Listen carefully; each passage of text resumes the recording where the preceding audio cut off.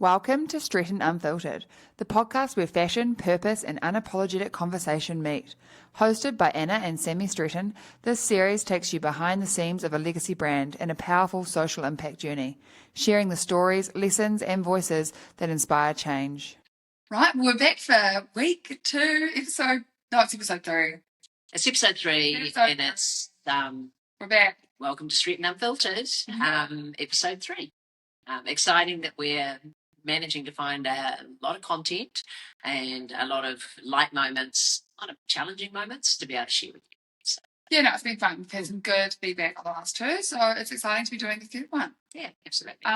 So today we're actually going to talk all things COVID, because that was such a weird and wonderful time for us. Yeah, it was. And I think before we start our conversation in respect to COVID, we need to acknowledge the hardship that that period caused for many people, many businesses, many families. And it was an incredibly difficult time. And I know in respect to business, there was a lot of business loss.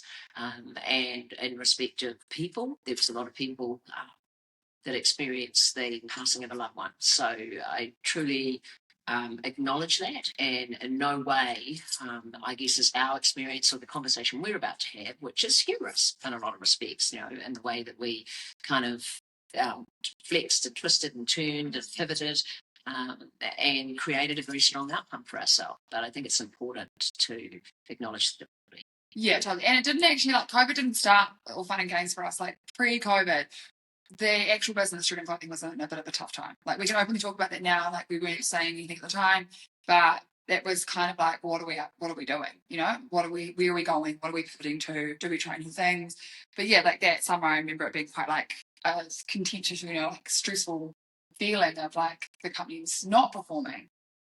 Yeah, I think the company had been in struggle street for a wee while. Yeah. And that often happens with a brand that ages and slowly loses relevance with its market as new brands enter. It was also in a time where the digital platforms weren't as kind of accessible or easy to manage, as understandable as they are now. So I remember a lot of conversations in respect of, obviously, the finances were challenging. Yeah. And the reason that I kept propping the company up out of my personal funding was that the company had delivered all of my game to me throughout the years, and I felt that I owed the company more than just saying, well, that's it, it's over. I also, I knew that there was kind of a succession conversation that was happening with us, and so for me, I wasn't kind of ready to give up. We were looking at different pivots, and that we'd started to think about Olive's Kitchen, which is a whole nother podcast, and has become an extremely successful business. But there was other parts to us that we felt that we could play out together and do things together that may not be in fashion. So yeah, it was a particularly difficult time and some difficult conversations. It was. I remember coming home, and I'd always remembered as a kid the company thriving, or being there's I don't know if money-making machine is the right word. It's not sure, but it was, and it funded me as a kid growing up. I remember being very privileged and lucky, and mum saying yes to many things that maybe a lot of other children weren't privileged to or being able to have. And the company gave me an amazing schooling and income, or enabled mum to have an income to provide us with everything that we might possibly ever need. And to come home and see that the company wasn't in the space that it had been, or how I thought, but also I wasn't in the numbers. So now to be in the numbers, I understand that. It was a journey, and it was concerning, and it was how if we were talking succession, I couldn't continue that proper, but that's also not a viable business. So I remember us having those hard conversations of what do we want to do, or how do we want to reshape this? And I think also at the time we were kind of beating ourselves against the wall, where we'd done so well just with bricks and mortar and new stores, but we hadn't jumped on that digital revelation. Yes, we had an online store, but we weren't what we are now. And obviously COVID for us opened up huge doors for us, because we saw the potential of eyes on the prize and what could happen. But I guess for us, if we fast forward now, because let's pretend we're in February, March, and COVID's just entered 2020. March 20. Actually, I looked it up. It's 28th of March was the first announcement. And then was it 2020? The actual day that we started selling face masks was 25th of March. But I don't want to jump ahead. No, I think you should Yeah, I think it's important not to jump here because it's such a significant much time, time. Yeah. And I think, as much as I heard your conversation around, I won't be able to prop this up. Yeah. I don't know what to do with this. I wasn't ready to release it. Exactly, yeah. Because I guess companies, as much as you say, no, at that stage it wasn't a viable business, but it had been. Yeah. It had been an incredibly viable business, which had enabled a lifestyle beyond my wildest dreams. Exactly. And they were all just material gains, but it also actually managed to traction in the social space, the social impact space, using my brand as leverage to advance conversation. So the company was multifaceted to me. So it wasn't just a bank, it was, I think it's important to talk to that because in that time I had been working in the True Colours space with breast cancer, with RAW, with all those organisations that I guess it enabled me to lead better, to think differently around my model, my leadership, my connection with people. So there was the company was just so much more to me than just a healthy book. It was going to stay. So we had February, and then March hits, COVID came into town. Yeah. And really for us, because we were also looking at what does it mean for us? If business is closing doors, how does it happen? But we had a pretty big moment because Bill English's daughter, what's her name, Maria? Well, Maria English, but I've been working with her, and that was through RAW, because she was tied in with Impact Lab, which Bill English had set up to analyse the statistical data of charitable organisations to see how well they were performing. So effectively what they do is they kind of measure for every dollar that RAW invests, what's the return to the country around the work that we do. So that's what Impact Lab did. So Maria and I had been working together. So she was well across the fashion aspect of who we were as well, and we had a relationship. Yes, she did. She called me as we were sitting there with the news of a lockdown. I remember sitting in that office upstairs and said, hey, Anna, this is kind of where we're at, where I'm working with an organisation and that works with older people with disabilities, and we're looking for 6,000 fabric face masks. PPE wasn't available to take this, because remember there was this big shortage, and it was like some government, obviously lots of agencies got PPE, but then lots of places missed out. Yeah, it wasn't, I guess at that time we weren't kind of aware of what was happening. We just, she called, I said, hey, we can do this. We're in a space where we're going into lockdown, we're going to have capacity. So it's a yes from us. We have fabric, we have trims, we can do them. We won't charge you for these. It'll give us something to do. We all look like we're going to be eligible to go on the subsidy, which everyone did then. And so effectively, we're happy to make these masks. So pretty much. And then didn't Ali have like a little? Well, that's the continuation of the story, because Ali, my head designer, came up into the office, and I said, "Hey, Ali, I've just taken on this call. She's actually emailing me a pattern. Can you have a look at it?" And she said, "Oh, I'm a little bit embarrassed about this." She said, "But I've actually got a face mask in the car I've been working on. Can I go and get it? Can I go and get it?" So kind of the one I prepared earlier. And Ali came up wearing the face mask in a gorgeous kind of Sanderson-y type floral fabric, a baby one. And she said, "This is what I've made." And she said, "I actually think it's a little bit stronger than Maria's pattern because it, from filtration and just coverage." And so we sent that to Maria and said, "Hey, this is what we'd like to make." And we were off. So that's kind of what happened there. So Ali was the one who came up and said, "Look, I think I've got a model that would do a better job." Yeah, because we, just to explain to people, we can put a photo in. We made like a rectangle face mask out of cotton, like dead stock fabric. Yeah. And it had a pleat in the front, so it was able to be like moved up over your nose and under your chin. Yeah. And it had an opening, so then you could add filter. So it was that 3-layer protection if you wanted to go like full hollis with the protection at the time. So accepted the call from Maria English, and we were kind of good to go. We knew we had a pattern that she was comfortable with. We had the fabric, we had the trims, and we had people that were comfortable to come to work within the physical distancing. And we decided that the next day we were going to open as an essential business. Yeah, no, we came in, we had our master pattern ready to go, and we were dusting off those sewing machines. We've actually got a big cutting table, like shed 2 is actually a cutting area where we used to do in-house cuts, and we were sharpening the knives, the things that we cleaned. We were dusting, we were cleaning, we were ready for our 6,000 masks. And yes, we had that first full day, and then at the time we were like, let's put a few up, let's do a social media post, let people know that we will be here as an essential service. Let's tell everyone. And also just kind of excited. We connect with the community, make sure they receive. And we put up this photo socially distanced, of course.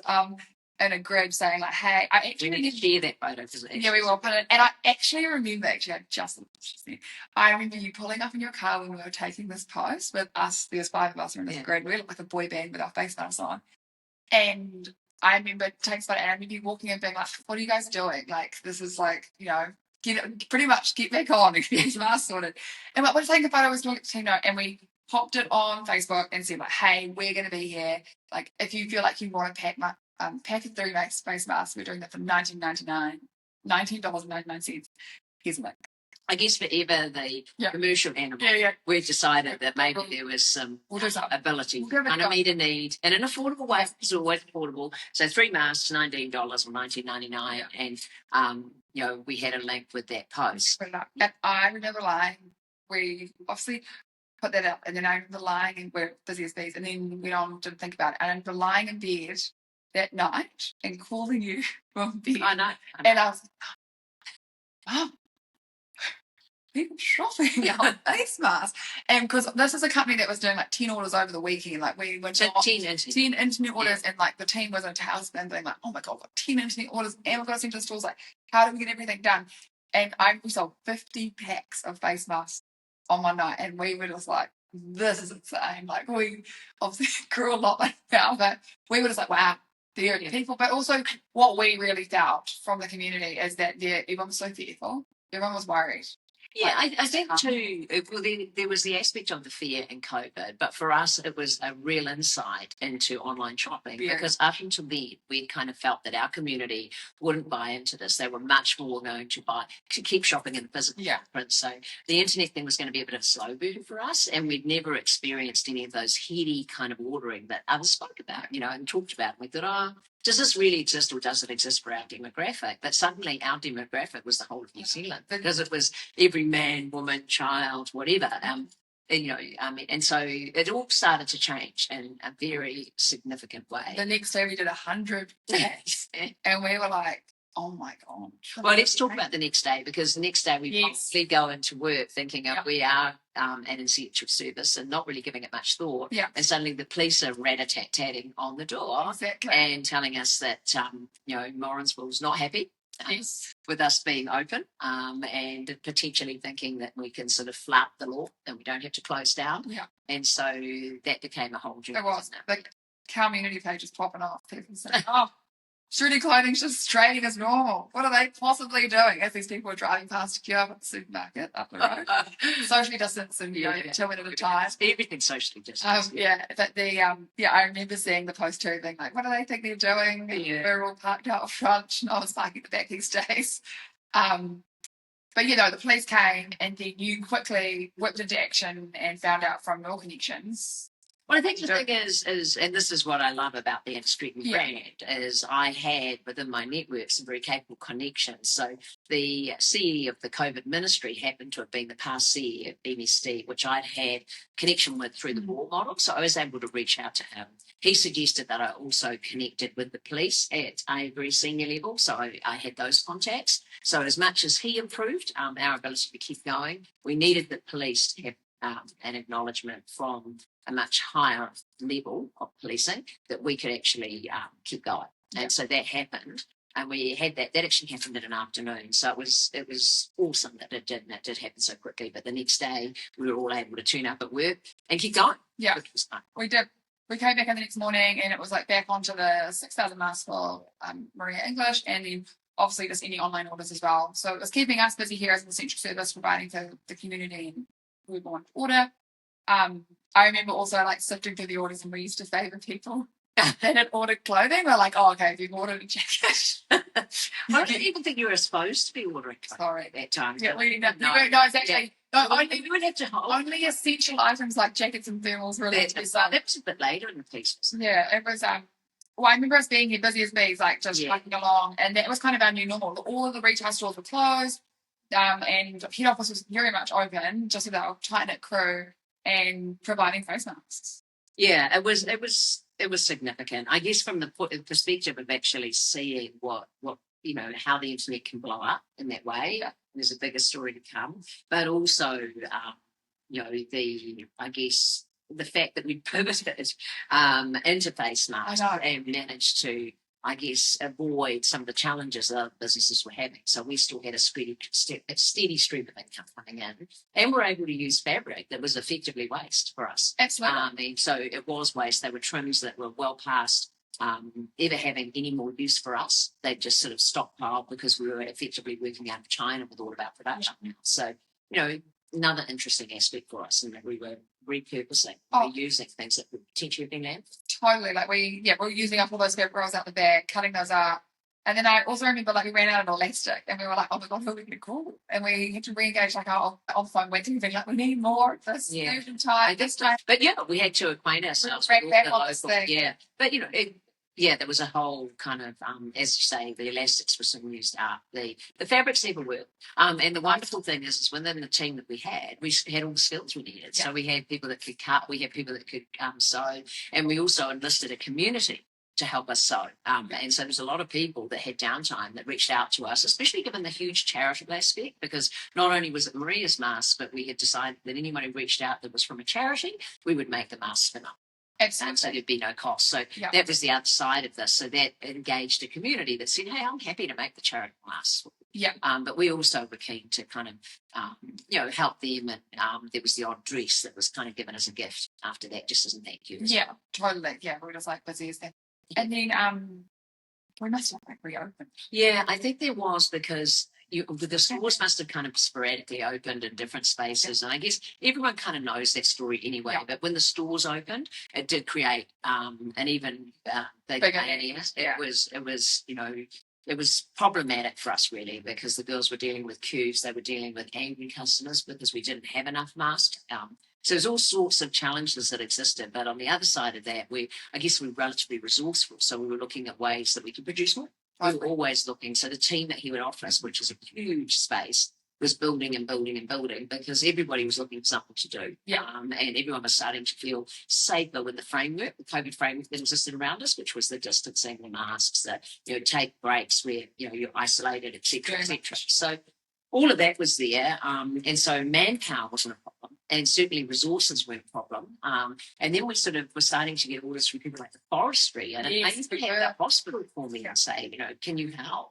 Because PPE was at such, there was such a shortage out there and people were just getting so nervous or they were frightened around the impact of not being properly protected with PPE. Because we added the women's originally and florals and cute spots and stuff. And then we added men's, and then we added those little dainty, cute kid ones as well. All in that same style that was pulled out, t-shirt, basket. And we had accessories, we had helix filters, we had nose clips, we had face masks. People that didn't have couldn't attach them to their ears, so they went around the head, you name it. We had the headband mask holders so that you could clip for the nurses that didn't want to wear them on their ears every day, so we could put the straps up on the buttons. Yeah, they were headbands that had buttons that the mask would pick up too. Went into lockdown here and we were selling headscarves to cover regrowth. That's true. We were the one-stop COVID shop. You could shop with, we did glitz and masks. You remember Hillary was doing formal Fridays? Oh, that's right. And we used to dress up in the dresses. And then we had sequin masks for events. We had any masks. Yeah. And you could find, we were the mask shop pretty much. Oh, no, totally. And I think what happened was we were trusted. We were local. We'd been a brand that had been around for a long time. People felt we were really approachable and reachable. And so it just worked. We were in the right space at the right time. We performed a pivot based on the opportunity that presented. And I had the contacts to enable us to actually keep the continuity going. So we weren't sort of stalled around paperwork or endeavouring to kind of navigate, that whole legislative framework around whether we were essential or not. So there's just a whole lot of things that came into play. Yeah, I think this is really the epitome. It's a true management pivot. Yeah, no. Management pivot, Mum loves a pivot, but I think this is your best pivot yet. Yeah, no, I mean, honestly, that pivot into a diversity of pathways, and I think there's so many conversations. But I think the first thing is we continue the mask because we can get a little sidetracked because me sitting at home with nothing to do is not a good terrible. And so realistically, I was starting to think, well, the masks are well under control. We know what we're doing, but a massive team there.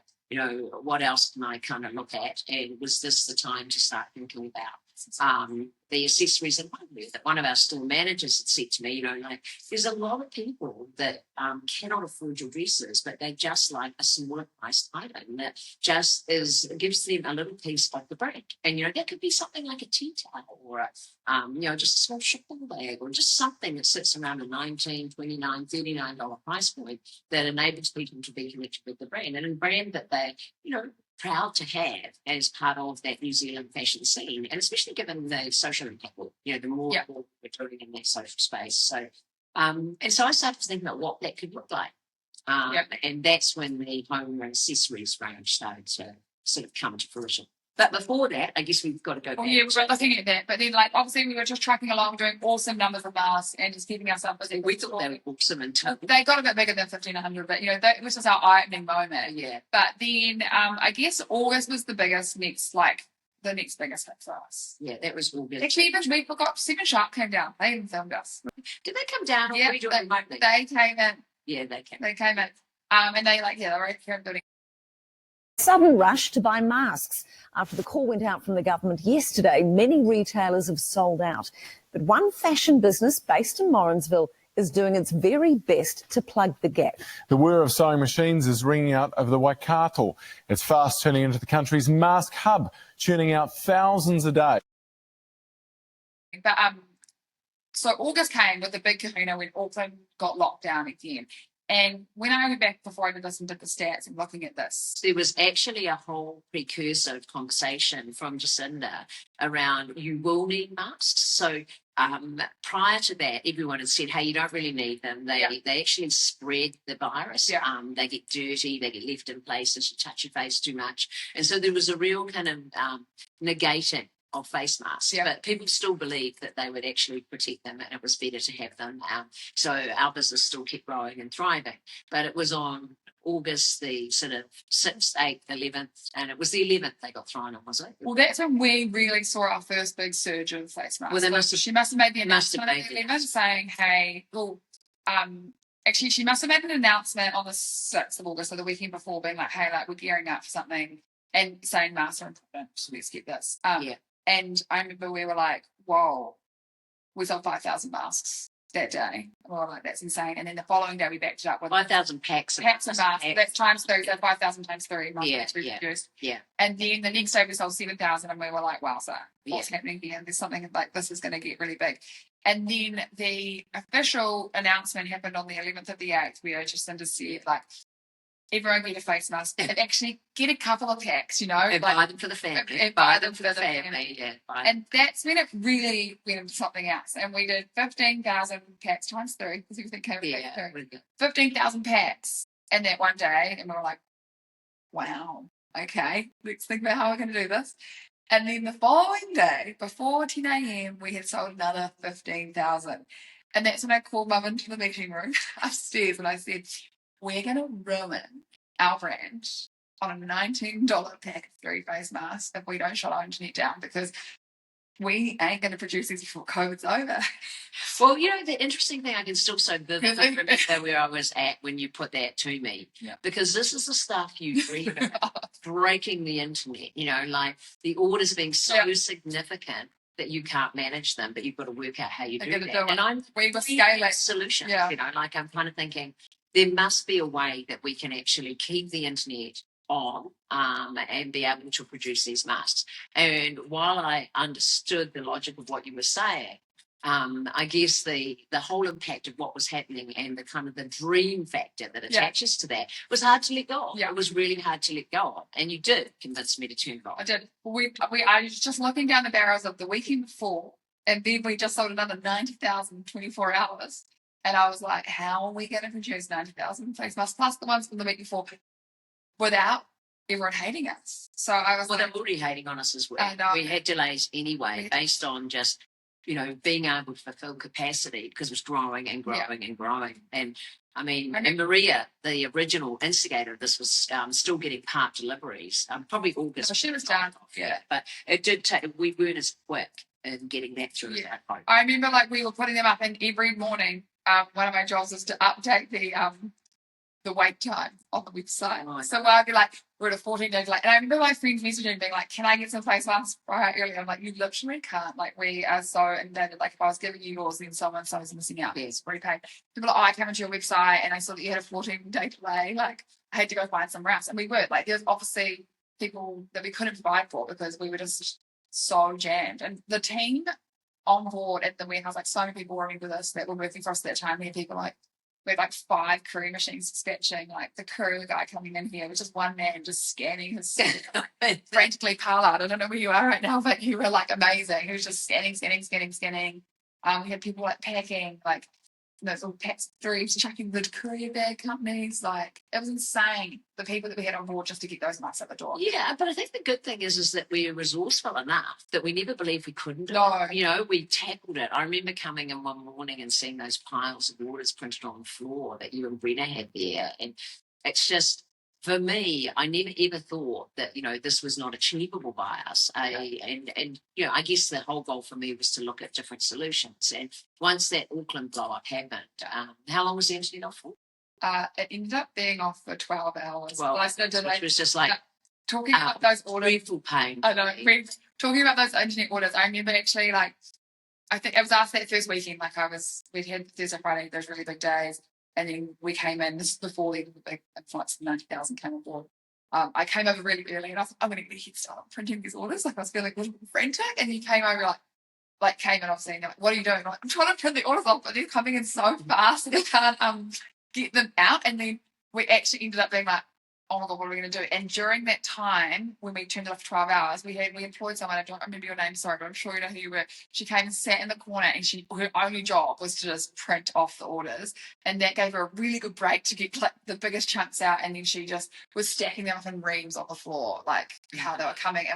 And we were just like, this is the stuff that you dream of. Like, eyes on the prize, the amount of people that reinvigorated with our brand, like they came. Well, I think that's just the huge, you know, like, I guess there's a whole lot of parts to this. Like, the first thing is that we had to solve a problem. So we took the mask business up to China.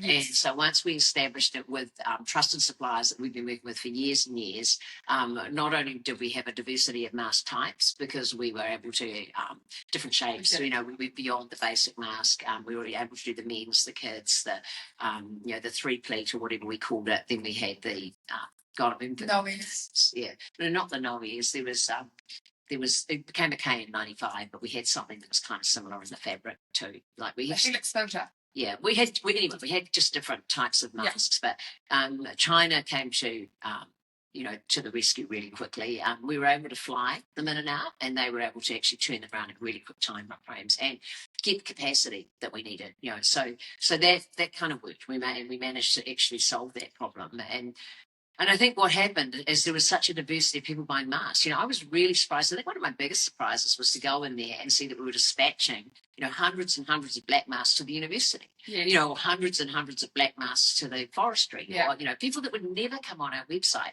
And I guess because we all had so much time on our hands, they decided to check the website out. And it was at that time that we'd also decided to rethink our pricing. So our pricing had been going up and up because effectively before we entered COVID, the only solution we had was increase the prices. We increase the prices, we get more revenue. Is not a way to go, you know, around, you know, obviously the desirability and the eyes on the website were low. So effectively increasing the prices was not going to solve that problem. But at that time, that was what we had. But, you know, we then decided at the same time with those masks that we would actually rethink the prices. Yeah. We would take it down and go back to who we used to be and sort of the early 90s when we started, when we became this brand that had these sweet spots around pricing, the $99 linen shirt and that. So when people were coming online, they were also fronted or they were also able to see that we were actually quite an affordable brand. Right. So there was a massive reconnection with the brand, and suddenly we had the cash flow from the masks. And we were able to create and do styling that potentially was, I guess, styles that we would have avoided because they were slightly marginal and may not have sold through. So we were staying with the tried and true, the stuff we knew sold. So suddenly we were able to take some risks. And we had, the website was a lot more diverse, a lot more colourful. Yeah. We found our own straps again. And we had this huge market that we were talking to in masks. that a lot of it wanted to talk to us in fashion as well. So that was, and I guess that was the high point for us around COVID when so many had difficulty. We were there not only meeting a need from a charitable point of view, because that was important to us, making sure that charities were serviced at no cost with the masks, but also, the reinvigoration of the business was kind of the reward, I suppose, that we got for going and doing the work that we did, plus the fact that we were able to sell masks as well. Yes. But then it didn't stop there, did it? Because we got to... We were the mask shop, so we wanted to see us. Early 2021. 21. So we said, and Cinda came out and said, no more fabric masks. They are dog tucker. Well, You can't have KN95s. Or 94s. And so We started with the 95, but we added 94 because that was just another grow on that we always used to do with new sources. But I think it was, there was a lot of talk that I preempted because when she said that, I had my first delivery flight. I think there was a lot of conversation around the fact that fabric masks may not be as effective. Yeah. And so then it finally became a thing. So once your Prime Minister comes out and says actually the fabric masks aren't as effective, you do need to actually look at, and when she started to talk to the types of masks that were useful. Ironically, we kind of foreseen that. Yes. I've seen that, and I started talking to China, and they were right on the cusp of Chinese New Year. And I managed to fly a huge shipment out, which was just incredible China on our part. And I remember being up at the beach. I was at the beach, and it must have been quite It was me and you, and we were like emailing, and we were like on the phone. Like, it must have been like at the beach. I was at the beach, or I was looking at the dairy or something, and we were like, "Am I pushing go? Are we going to do it?" I was like, "Absolutely, just do it." Like, well, this morning that we'd set them up as a product online, and we were considering that if we pushed go on them and said they were live when we knew that people were looking for them. And I had managed to get that flight out of China. It was going to be a problem. And they were right on Chinese New Year. So that was the difficulty. And I sat there on that online to China. I mean, I must have been a piece of the rest of me. That finally I knew that flight had made it to Taipei. And so, and once I knew it was in the air and it was moving, and that's when we pushed. And wow, what another kind of great sort of or significant moment for us, I guess. That just invokes so many memories of Sunday flights out of China, and like, did it make the Sunday flight? And like on the plane, because it was just so true. Yeah, who was it? Dave at NZ Post? Who was it? I don't know. But yeah, there was that. But what we had to guy. We had to get it out. We just had to know it had departed before we pushed go, because we knew that China going into Chinese New Year would not actually come back for 3 weeks. So we effectively could not sell those masks. There was not something that we could actually have as a pre-order, knowing that people were going to be prepared to wait. Exactly. And we also just knew that we wanted to meet our delivery dates. Well, we had a lot of flack. Yeah, like extended delays. So we wanted to be better than that. So much better. So so we went really up down, and they could trust us as a brand. Yeah, I think so that worked. Those masks we got it. Yeah. What was awesome is that supply only took a week off for Chinese New Year. So it was insane. So they actually managed to continue and keep supplying us with masks, which was awesome. Yeah. So and I guess that's kind of the story. Masks, isn't it? It just keeps evolving. And we became Ebook, which was another credited mask about that. And we were still a very trusted, source of masks. And even today, I still see masks. Just then, they said, I should read all this. Someone just then Cambridge said, Cambridge just sold 2 boxes of masks. Do you want to top them up? And I was like, well, if they've sold them, they as well. Like, people are obviously in there wanting to wear it at the pet show in the weekend. Like, there were a few people wearing masks still, like, as in they're obviously in a big space, they don't want to get sick. It's just a way to protect. Like, I think masks are so much more acceptable now in everyday life, whereas before you would have been like, what is wrong with it? It's now like, oh, cool. Oh, and I saw it on the any travel that you've it's really acceptable. And it's actually the right thing to do if you get sick. Whilst it signals you are sick, it also signals that you care and you don't want to impact on other people. So the recent trip that I have done, people continued to get sick on this tour, and they just put masks on. And I mean, and to me, that just made me feel super comfortable that they were so aware. And so, so it's very much still a thing. It's people are really comfortable with it. And I think there's just a nice level of respect for others when people choose to do that, when they intend to continue on with business as normal. Yeah. But yeah, so it is a massive story, but and it sort of circles back to the start where we absolutely acknowledged there was a lot of pain, there was a lot of difficulty, and there was a lot of people that were forced with closure because I guess they didn't have the benefit of this wonderful pivot that we had. And for me, it was just an opportunity, and throughout my life, I've always sort of chased opportunity, and some opportunities work. We're going to talk about some of those, and some don't. But this one worked. It really worked, and we had a team in place. We had the resources. We had the infrastructure. We were good to go, and I think we must have become a relatively significant supplier of masks in the New Zealand landscape. Oh yeah, I think it put us on the map for things to be curious. Yes, it would. The potential. It was meant for the brand in New Zealand, to be honest. Reinvigorated us. People saw us again. It was just. And also, I think that it also gave us the perspective of quantities that can be sold. Yes. And now that we've moved into accessories and homeware, if we see a sale of something over the weekend for 100 units or 200 units, I mean, we used to think 10 or 15 units was outstanding. And now, we kind of think that unless we're making 100 to 200 unit sales on an item that we believe is going to be key and has been really well supported through social media advertising, it's probably a bit of a fizzer for us. Totally. And so that's the interesting thing. There was a perspective shift for us as well. Yeah, it opened up so many doors for us to show the potential of what you could do online and how you can market it.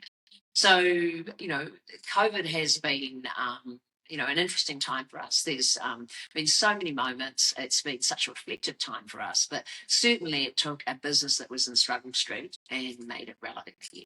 Absolutely. So I think we can wrap it up. Okay, well, that's us on COVID. So do let us know if you've got any feedback, any thoughts.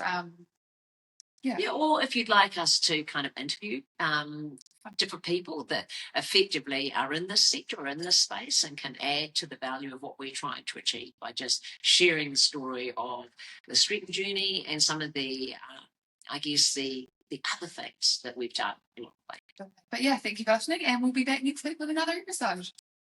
Thanks. Thank you for listening to Stretton Unfiltered. If you enjoyed this episode, make sure you follow us and share it with your friends. You'll find us on all platforms where you get your podcasts. We'd love to hear your feedback or your guest suggestions, so please reach out and join the conversation. Until next time, stay unfiltered.